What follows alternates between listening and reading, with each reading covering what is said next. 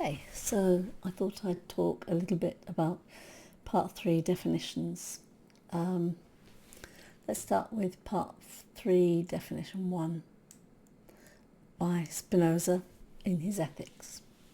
So Spinoza says, I call an adequate cause one whose effect can be clearly and distinctly understood through that cause itself. Okay, so let's imagine that we're a little boy with a football and we want to kick the football up to the wall. So we've got the football and we kick. Our kick is an adequate cause of that ball hitting the wall. Let me read the next bit.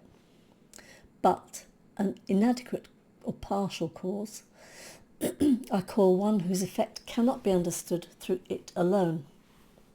Okay, so same boy, same ball, kicks the ball, gust of wind comes along, moves the ball and slams it into a window, which smashes the window. Is then that boy the adequate cause of that window breaking? The answer is no. The wind contributed. He is not the complete and absolute cause of that window breaking. Had the boy instead decided that he was going to kick the ball into the window and smash the window, was he then the adequate cause of that window breaking? Yes, he was. He had the intention to, the internal intention to break that window. If the gust of wind came up and blew the ball so that it smashed into the window, he was not the adequate cause. He was a partial cause. So let's have a go at number 2. We are said to act when something is done in us or outside of us, of which we are the adequate cause. So if we are the adequate cause, we have been active in that. We're not passive, we are active. That is, by the preceding definition, when something follows from our nature, in us or outside us, which can be clearly and distinctly understood through that nature alone.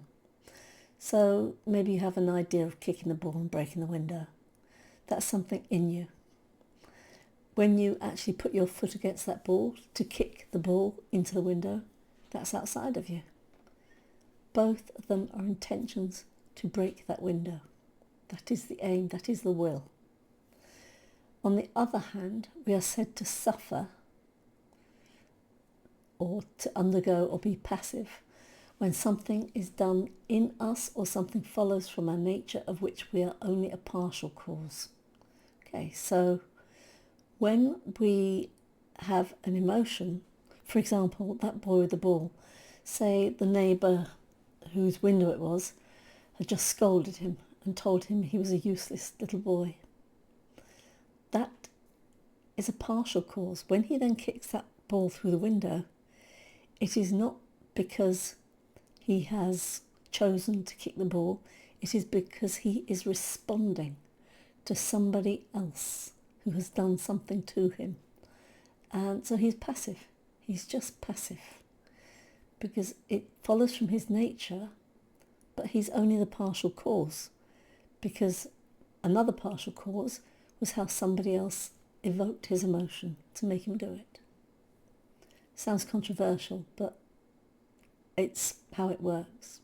And now let's look at the definition 3 in part 3 of the Ethics. By affect, I understand the affection or modifications of the body by which the body's power of acting is increased or diminished, helped or hindered, and at the same time the ideas of these affections.